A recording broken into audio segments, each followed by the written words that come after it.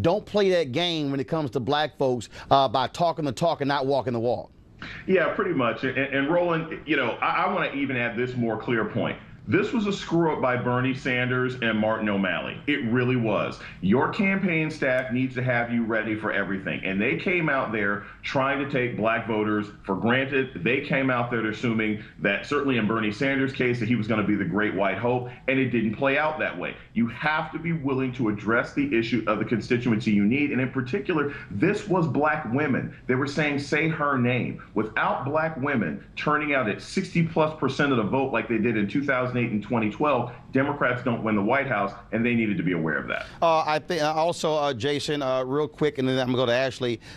This should send a signal to every Democratic candidate, not only for president, but also to other races. Don't think that you're going to go to the traditional civil rights leaders and have a news conference and kick them some voter registration money and somehow think black folks are going to follow. I mean, this is a whole different kind of game now in the aftermath of Eric Garner, Mike Brown, Rakia Boyd, and now Sandy Bland as well.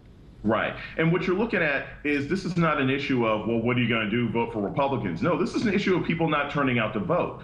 Because if these voters feel that they're being ignored, that their issues are not being addressed in any sensitive way one way or another, I can just tell you, when someone stands on stage in front of Bernie Sanders and Martin O'Malley and says an African-American is shot by the police every 28 hours, you need to say something. And if you can't, you shouldn't be running for office. Ashley, about 30 seconds.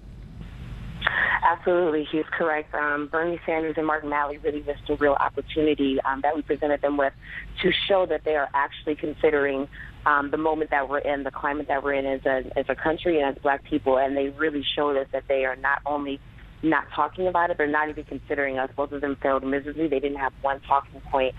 They didn't have one action step to improve the condition that black America is facing right now, and it's a state of emergency. And if we don't have presidents or candidates that are willing to address a state of emergency, then why are you here? Okay, I got about 1 minute. 20 seconds each. I just got to say, let me give some free advice to the DNC and all of you presidential candidates who happen to have a D beside your name. Hire some damn black consultants.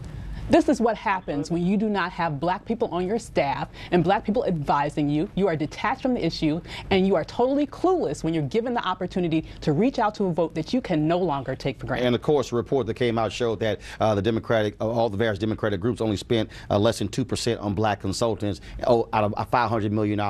Catalina, 20 seconds, and Monique.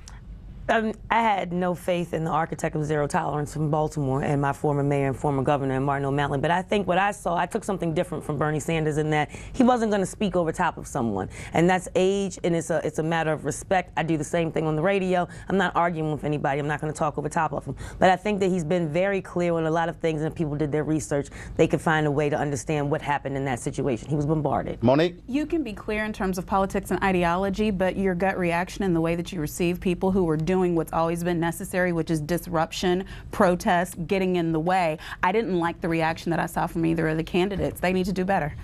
Ashley, Jason, Catalina, Avis, Monique, I surely appreciate it. Thanks a bunch. We come back.